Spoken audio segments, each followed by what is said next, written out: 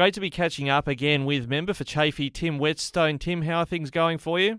Yeah, well, thank you, Ricky. Great to be with you, and currently experiencing a high flow event in the Riverland, which is great to see. Yeah, that's an interesting point you make. You say it's great to see. That's my experience is Riverland people generally like to see a high river, but some media outlets in Adelaide seem to think it's a looming disaster. Yeah, look, it is sad that the Adelaide media continue to sensationalise what is a natural event that is, for the benefit of our river community and the environment.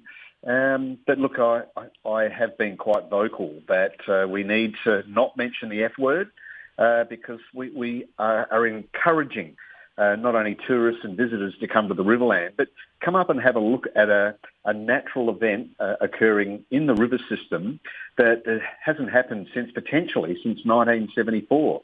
Yeah, I was chatting with one of your colleagues from the Upper House, Nicholas Senafani, recently. We were up in the Riverland and saw around the Catarapco wetlands a spoonbill in the region, which you can see when you're up there, but my wife was quite excited to see one. Those sort of water birds are attracted to these types of events. Oh, they certainly are. And, we're seeing a majority of the wildlife have sensed the opportunity with the high flows and, the extra water in the system. And so, breeding season is in full swing.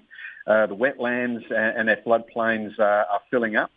And it's giving a lot of not only our river red gums a good watering, but it's giving that higher community of our wetlands, the black boxes, the lignum populations, giving them a much needed drink too that they haven't had for an extended period of time.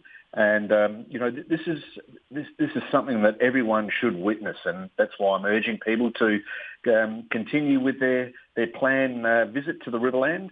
If you're not planned to come up, make some time to come up and have a look at an event that has not been seen for many, many years. Yeah, a classic example of what you're talking about is like the photo that's been shared around social media of Loxton Caravan Park and some fairly new sort of glamping style facilities that are there just next to the floodwaters, or should say high river waters. But, that just illustrates the point that they've deliberately built that infrastructure so that people can continue enjoying the facilities and the wet activity while the river's quite high. Yeah, exactly, Ricky. And I think for some of your listeners potentially would understand that the river system is made up of different pool levels, and that's why the lock system is in place. But when we have a high flow event that we're having currently, we don't see the drop between top of weir and bottom of weir of around 3 to 4 metres. It's all running at the same level.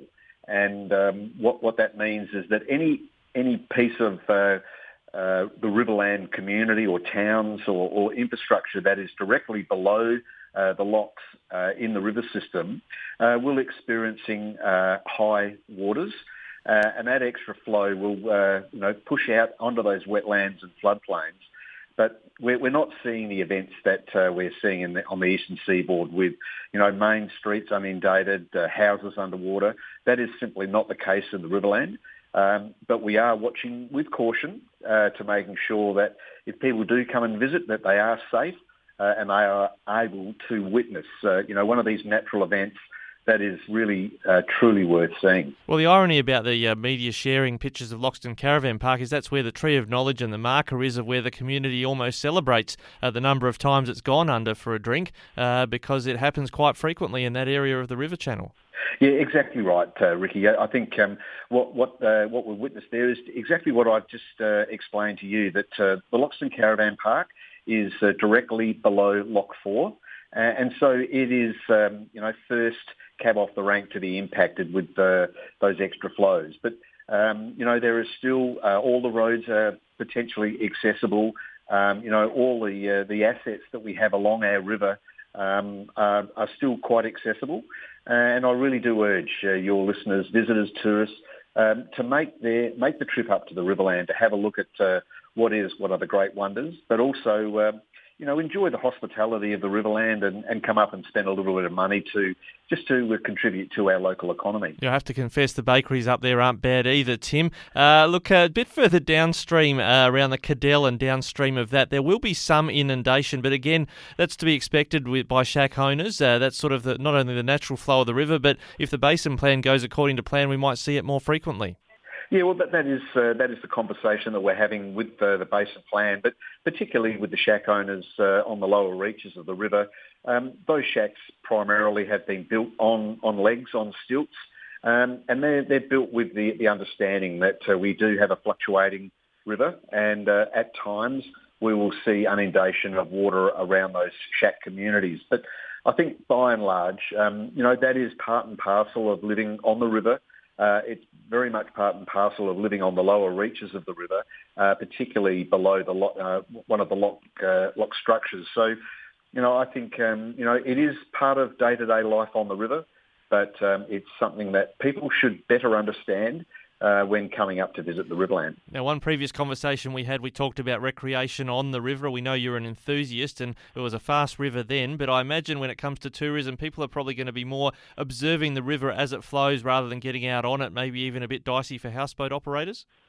Well, look, it is, I guess there is a higher level of risk with the flows as they are, but there are many tourism operators that do chartered boating rides. We've got the PS industry in Renmark. We've got other pieces of infrastructure that allow people to enjoy the river, whether you want to travel on the river in high flow or whether you'd like to just go up there and have a look at the inundation of our Ramsar wetlands, have a look at some of the great wildlife and bird life that are currently so excited and in full swing of breeding season. It really is a sight worthy to behold. And again, this is just part and parcel of river life, and it's part and parcel of, as I said, the different aspects are close to the lock, below it or above it.